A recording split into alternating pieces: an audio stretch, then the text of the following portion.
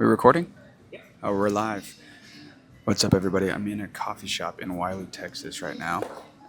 As you can see, I'm not in my office, and so it's a little bit awkward, but that's okay. I got Sam and Gabriel here. We're on a shoot in Dallas. But I want to jump right into it. How the letter M changed my entire life. And I'll just tell you exactly the phrase that makes me think of that. Living for my identity versus living from my identity. That's just one letter, but it literally changed everything for me. So, if you kind of have been following and understand a little bit about me, I'm a performer, a hyper performer. So much of who I am, it's so easy for me to tie into what I do, what I'm capable of achieving. Just like what I grew up learning, that I am only as worthy, or I'm only as loved, or I'm only as enough based off of what I can do. And so early on, I was really good at sports, and I mean, fairly good in school too. Like, it wasn't super difficult for me. I was mainly like a honor student, and yeah, it just like that's where I felt affirmation. That's where I felt loved. My dad wasn't in my life. My mom wasn't really emotionally connected to me because she was kind of always working and didn't have time or capacity for me. So I never really learned the concept of being loved and wanted, not based off of anything that I can do or provide. And it wasn't until really in 2019 when I first started to realize how deeply rooted my identity was in what I could do, my performance. In just around that time, I'll give you some context. I had just, I'm just taking these off. I had just got back from playing football in Italy. My marriage was like falling apart, and it was just like the culmination of my entire life of striving for football. It was like as far as I could go, playing professionally overseas. I had built a YouTube channel that was pretty successful, but like behind the scenes, everything was really unstable, and my identity was really, really not secure because my identity was rooted in if my YouTube channel was successful, if people liked it, if football was going well, if my marriage was going well, and all of those things. The problem with those things is that everything goes through valleys. It's just like up and down, ups and downs. And so my identity being like rooted in those things that go up and down, I would always just get, if things were good, I would feel good. If they were bad, I'd feel terrible about myself. And when things were bad, I was always questioning, am I enough? Am I worth it? Etc. So anyway, 2019 happens, and my ex-wife and I, we go through a separation. And during that separation, it like really rocked me because I kind of lost everything. I wasn't playing football. I stepped away from football to try to reconcile that relationship. I got away from YouTube. Like, kind of all of these things that I used to build my identity. Like Silas, the football player, Silas, the good husband, Silas, the good Christian, Silas, the YouTuber, whatever. All those things were just gone. All of these things that I rooted my identity in were gone. And I kind of was just in this super dark place. This is so funny because just literally in the middle of this coffee shop talking about my darkest times. But I literally did like nothing for like months except for kind of work out, counseling. I live with this older couple and kind of process life with them like every single day. And I remember going to God over and over and over during that time and asking him, like, what do I do? What do I do? What do I do?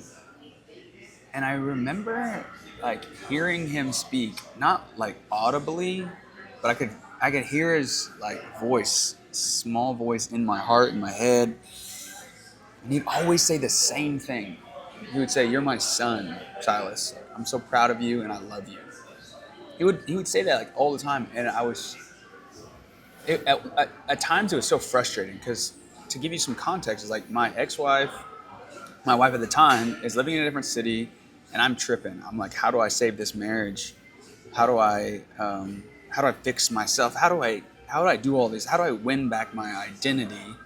Because my identity is falling apart. I don't have an identity. But at the time, I didn't think I was like trying to find my identity. I thought I was just trying to save my marriage or whatever, save face. I don't know. But what I do know is this: that every time I asked God what to do, He would answer with, "You're my son," and it made me mad because I was like, "This is not answering my question. Do I move? Do I go down to Houston? Do I see her? Do I do this? Do I do that? Whatever." Never answered it, and so the irony of it is, during that time is when I started to really unpack all these layers and realize I don't actually know who I am. I don't know who I am if I am not doing these things, if I'm not successful at these things, if I'm not achieving at these things. And what God was doing in His brilliance was He was answering a question that I didn't know to ask. He was answering the question, "God, who am I?" when He said, "You're my son."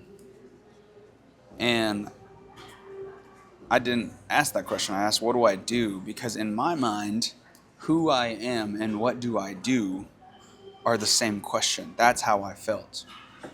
Because I was living for my identity. I was trying to earn, if I do good enough, then I am something. And that's the time in my life when it began to shift, when He just kept saying, "You're my son, you're my son, you're my son." And then I started to really absorb that idea. And then I realized, wait a second, I actually don't know what it means to be a son because my dad was never in my life. I don't know what it means to be so loved and wanted and enjoyed by someone. And it has nothing, absolutely nothing to do with what I can do, what I can offer, just because I'm alive, right? I briefly mentioned this in another video not that long ago about how we as human beings are a product of two people loving each other. Two people coming together, loving each other, and creating, out of an overflow, creating a human being. And so once I started to really understand this idea that God loves me as a son, and what that means, it means that no matter what, He's going to love me. Like, the day I was born, He loved me.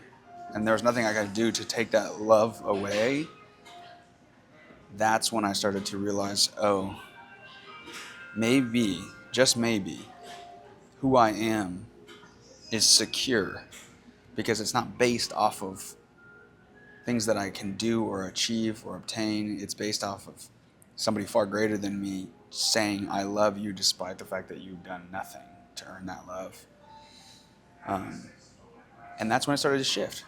That one letter, M, living from my identity. And that's when I think that journey really began for me, living from my identity. What does that look like now? Well, it looks like I'm by no means perfect with this, and it's still a daily thing to remember that I'm enough. when I wake up in the morning. But what has changed is that there's less and less and less of my value and my worth, my security, my confidence in what I can do, and more in just who I am. And I'm living from that place of this is who I am. Um, I like the idea of thinking about just like I don't know, take a really successful business, right? And your dad is the owner of the business. You, the way that you can walk around freely in that business, confidently, just kind of wander around, talk to people, do whatever, um, is like drastically different than if you were just a random person walking into that business. The reason you can walk in with that confidence is because you know my dad owns this place. My dad is the ultimate authority of this business. I can kind of go wherever I want. I can talk to whoever I want. I don't have to fear someone being like, "You're not supposed to be here." And that's how God is with me. But this, like in the world, like God is the ultimate authority in this world, and so I don't have to walk around with fear.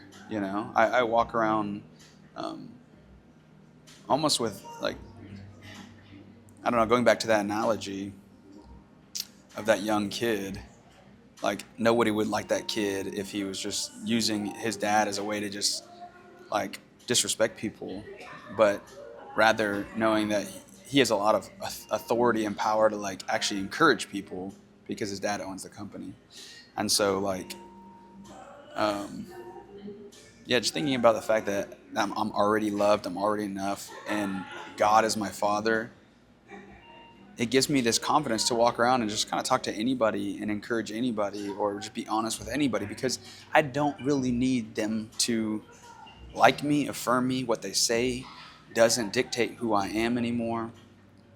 Practically speaking, what it looks like is like when people um, when people don't like me or they say something hurtful, or if I fail, like the things that I used to put so much weight into, or that would hold so much weight over me, they're fading away because I know that if I fail or if someone doesn't like me, or like last week, yeah, like I lost a client, and it was hard for me for sure. But instead of me just spiraling into this circle of hell that I'm not enough and just woe is me, I can say, hey, my identity is not rooted in that because I already know who I am before I ever even started a business. And so, yeah, that's my encouragement or my story today about living from your identity versus living for your identity. Um, this was weird today, talking in the middle of a coffee shop. Everybody's quiet. I'm just like sharing all this stuff. But I wanted to make it. I wanted to be consistent, and I wanted to continue facing my fears. So thanks for watching if you made it this far. And yeah, live from your identity, not for it. Peace.